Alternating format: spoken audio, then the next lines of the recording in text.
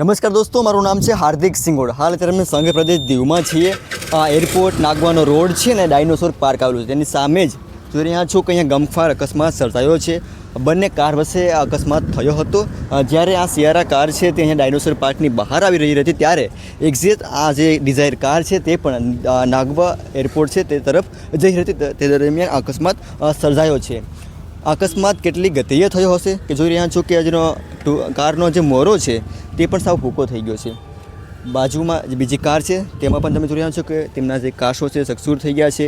જે બોડીનો spare part છે તે પણ કઈ હાલતમાં અત્યારે છે તમે જોઈ રહ્યા છો. ખરેખર આ રોડ છે તે ધીરે ધીરે અકસ્માતનો ઝોન બનતો જાય છે. રોડ રસ્તાનું કામ શરૂ છે, પરંતુ મહત્ત્વની વાત એ છે કે અહીંયા લોકો છે તે બેફામ ડ્રાઇવિંગ કરતા હોય તેવું ઘણી વખત સામે આવ્યું છે.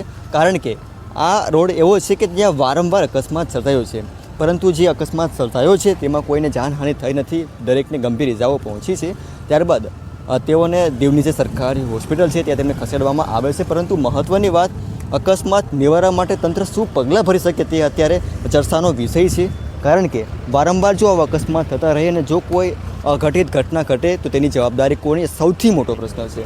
જોઈ રહ્યા છો કે ક્રેન પણ અહીંયા લાવવામાં આવી છે. ત્યારબાદ આ કાર છે તેને નજીક અત્યારે રોડ બ્લોક છે જેના લીધે આ કારને છે તે સાઈડમાં લેવા માટે આ ક્રેનની મદદ છે તે પણ લેવામાં આવી રહી છે.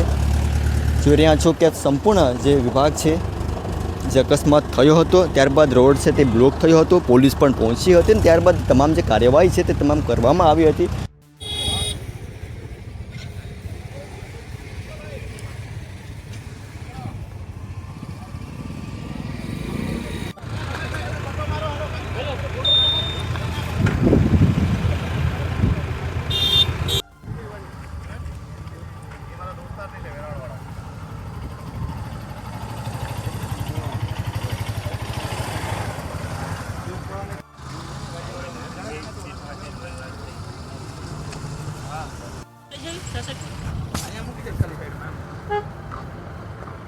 ટ્રાફિક મોડી કરવાનું